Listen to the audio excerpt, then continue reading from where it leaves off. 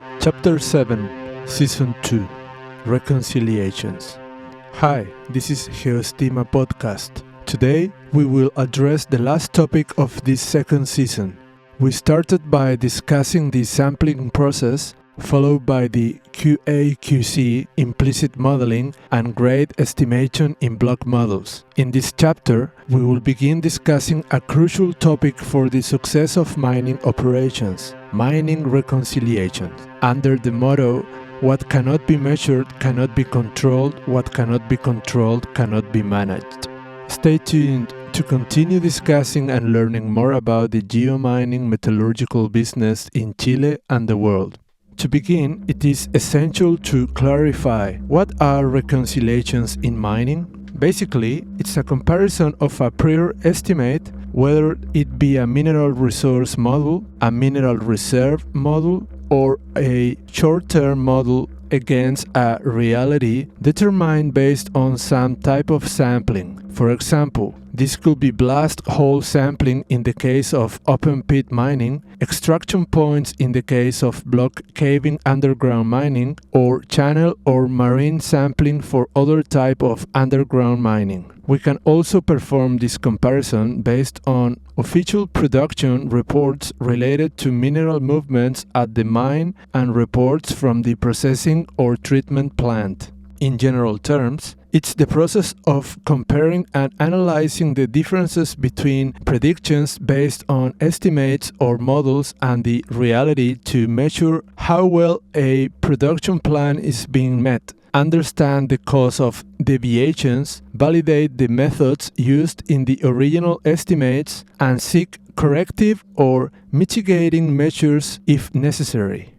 The basic objectives of reconciliations are to measure operational performance by comparing it with the mine plant production plan, to identify the causes of deviations from the original production plan within a specific period, for example, gains and losses related to the plan, to ensure the valuation of mining assets, to build trust among stakeholders regarding the estimates that support mining plans and the economic evaluation of projects or mines. The outcomes of these comparisons are often factors that indicate how accurate an estimate was. They are usually defined on a monthly, quarterly, or annual basis. It has become common to use three reconciliation factors in mining. Factor 1, defined as the ratio where the dividend equals the prediction of the mineral control model, and the divisor equals the long-term model. This is known as the factor that measures deviations made by the long-term resource model used for predictions related to the mining plan to be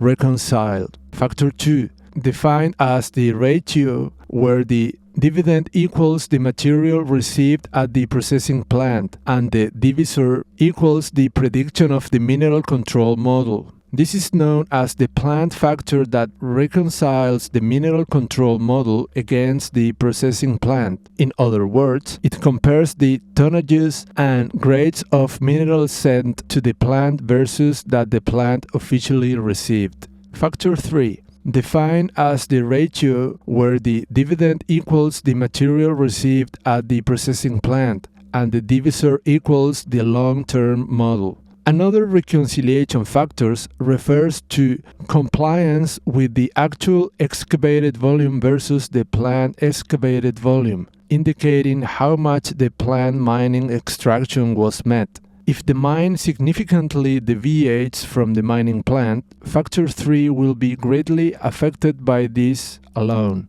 Lastly, there are two reconciliations relating to the processing plant. The treatment of the mineral, for example, estimated tons per hour by mineral type versus actual tons per hour, and the estimated metallurgical recovery by mineral type versus actual metallurgical recovery.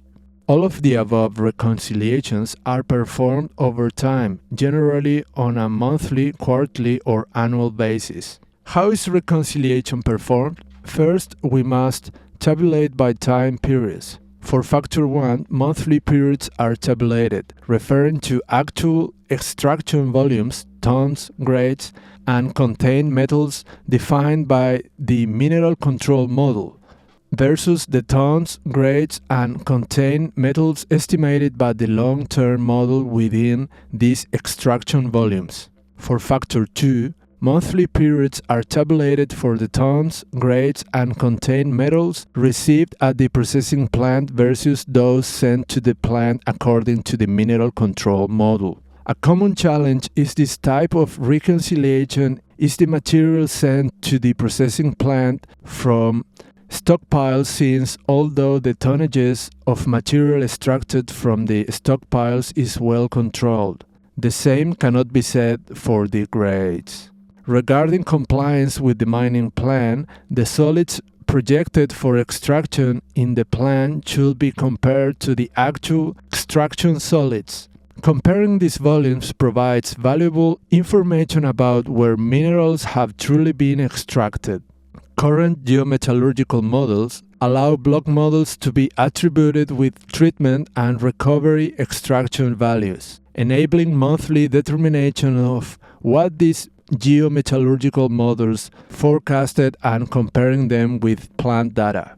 Some benefits of conducting mining reconciliations include improving estimation accuracy. By comparing exploration data with actual production data, factors or assumptions made in initial estimates can be identified and corrected, enhancing planning and decision making. When data is accurate and consistent, mining planners can make better informed decisions about mineral extraction and processing, optimizing operations. Cost control. By identifying discrepancies and issues early, corrective actions can be taken before they escalate into larger problems. Additionally, reconciliations improve transparency and trust among different teams and stakeholders, which is essential for the success of any mining operation. This was the final chapter of the second season of the GeoEstima Podcast. Over this month, we discussed the various stages of the mining process, covering both its basic and more complex concepts. We want to thank you for joining us this season, and we invite you to listen to us in the next one to continue discussing and learning more about the geomining metallurgical business in Chile and the world.